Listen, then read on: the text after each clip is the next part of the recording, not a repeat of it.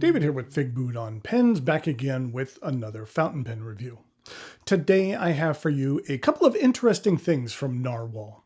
First, I have a limited edition Nautilus model available exclusively through the UK-based retailer Cult Pens. And as an added bonus, I'll give you a look at a brand new in-house gold nib being produced by Narwhal, which will be available on some of their upcoming models. What I'm going to do today is go over the parts and features of this pen, talk about what I care for and what I don't care for about it.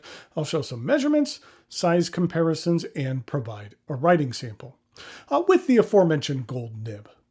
Thanks go out to the good folks at Narwhal for providing this pen on loan for review.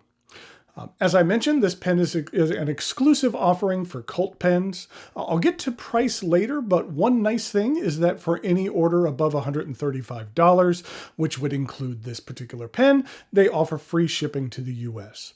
I think that it might be free worldwide shipping, but I'll let you check that out for yourself.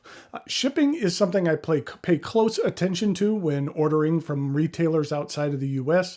They might have a fantastic price on a pen, but then when you add $30 or $40 for shipping, that price is no longer so great. So free shipping is nice. Okay, enough talk about shipping. Let's look at a pen. It arrives in this box. This is the newer Narwhal logo. If you recall, Narwhal has changed the name of the company and is going through a bit of a transition period. The internal box has both names of the company, both name spellings. Even though they are spelled differently, it is pronounced the same, Narwhal. Inside, we have a user guide, and then we have the pen. This is, if I can get it out of here, the Narwhal Nautilus Tideland. I've been a big fan of the Narwhal Nautilus model ever since the first one was released. I felt it was a really nice step up in quality for the brand. Not that their previous models lacked quality, but the Nautilus just felt like a significantly more solid pen. This particular version is made from ebonite. It's a nice blue ebonite with a subtle mix of green and gray and brown. It has a bit of a worn out denim look to it, I feel. I like the patterning of the colors, and the color mixing and transitions are subtle, which I like. It's one of those patterns where the more you look at it, the more intricate detail you see. I like making discoveries like that on pens which have been in your collection for an extended period of time. In most of these pictures, the material looks a bit on the dark side, but you can see here that when it gets a bit of sun, the material really comes to life and brightens up a fair amount. And then the trim on this pen is chrome plated. Let's take a look at the top of the cap. There is a rounded circular chrome plated insert, and the transition to the remainder of the cap is fairly smooth. Then we have the semicircular clip. I feel it fits the overall aesthetic of the pen well. I do find it to be a bit on the stiff side, however. It can take a bit of effort to use in materials having a bit of thickness to them. The cap is straight, and then it transitions into the nice stamped cap band. I like the oceanic theme of this band. It has the older spelling of the company name. As I mentioned previously, they're going through a bit of a transitional period in regard to the name. I'm assuming that once they've exhausted their inventory, the band will most likely reflect the new company name spelling. There is a medium-sized step down to the barrel, which begins with one of the distinguishing features of this pen, which are the ink portholes. I really love these little portholes. They are distinct, and they do a good job of letting you know your ink situation. There are 3 of them, so light can come in from multiple angles, which I think is important. Plus, they just look cool, which is always a plus. The barrel is straight until you reach a thin chrome-plated band, which signifies the beginning of the piston knob, and the end of the knob is rounded, like the top of the cap, but minus the metal insert.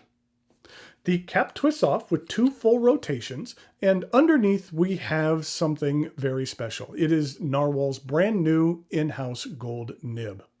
Now, this particular model from Cult Pens will be equipped with a stainless steel nib, which is also manufactured in-house by Narwhal. That steel nib is available in fine, medium, broad, extra broad, as well as a stub. I like the imprint on this new gold nib a great deal. It really keeps with the nautical theme, and it looks really sharp. You'll see it in the writing sample, but I was very impressed with this in-house gold nib as well. I'm not certain which models have this new nib and at what additional cost it will be, but I can say that it performs very nicely though. And here's a look at the plastic feed. The section begins with the flare. It angles up until you reach the threads and a small step up to the remainder of the barrel. I really do care for the size of this section. For me, it's a perfect size. It has a bit of length to it without it being inordinately long. The pen is plenty long enough for me to comfortably use unposted, which is a good thing since the cap is not designed to post. The material does have a bit of warmth to it as well. Ebonite usually does, which I always like to feel up against my hand. And as I mentioned previously, the Nautilus is a piston filler. I won't play with it now since the pen is inked, but I find the piston mechanism to be smooth. And as I also mentioned previously, the Narwhal Nautilus Tideland is available exclusively through Cult Pens out of the UK. The price is right around $150 depending on the exchange rate, but I feel that that's a reasonable price for what you receive with this pen. And like I said up top, I believe they offer free worldwide delivery on orders over a certain amount, which this pen exceeds. I've been a fan of the Nautilus model from Narwhal. It was a solid step up for the brand, and I think that the ebonite chosen for the Tidelands looks really sharp in its subtlety. There are times when I like bold, in-your-face pens, but more often than not, I really appreciate pens that give off more of a reserved impression. And I would categorize this pen as falling under that umbrella. Thanks again. Go out to Cult Pens and Narwhal for providing this pen for review. Now it is time for some measurements, size comparisons, and a writing sample.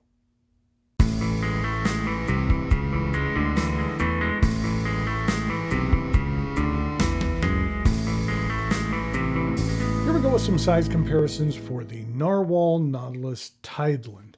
And like I mentioned before, when it hits some stronger light, this material really comes alive. And then also, I just wanted to give you another close-up look at that new gold nib. I really like the imprint on there. I think it looks really sharp. In regard to some comparisons to some other Narwhal models, this is the original Nautilus model, which I really liked. It has this nice antique look to it. And then in regard to a couple of other Nautilus models, this one here is the Grand Rhapsody. And then this is the Primary Macchiato, which I believe is a Jonathan Brooks material. And then here it is with the very first Narwhal pen, which was the original Demonstrator.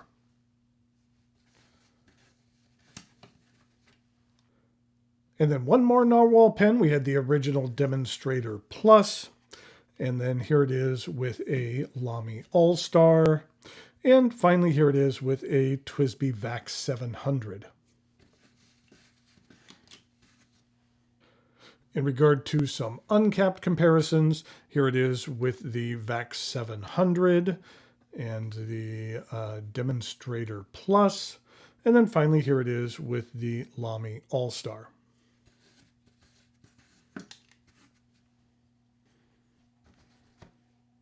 Here we go with the writing sample for the Narwhal, and we're going to go with the newer name spelling, which is Nahvalur,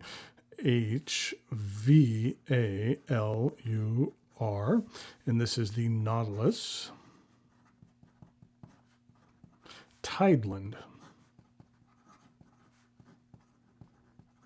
And this is a medium gold nib, and the ink I'm using today is Private Reserve.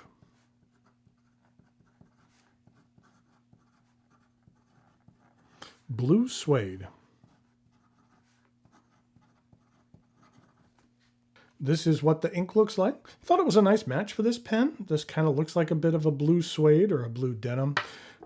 This is what it looks like in regard to the Monteverde's iced cookie, a little bit of a darker version of that.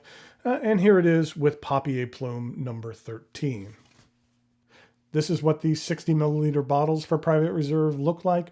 Nice wide mouth, so you can get just about any nib in there. And here we go with the rest of the writing sample.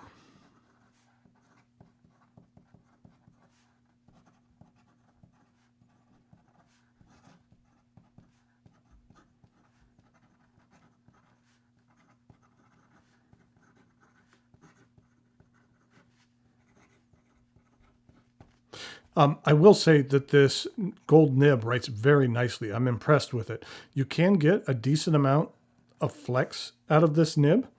You can push it and get a rather wide line out of there. In regard to ink flow, the ink flow is rather heavy on this particular medium nib. And in regard to reverse writing, it's very smooth. And then in regard to some fast writing,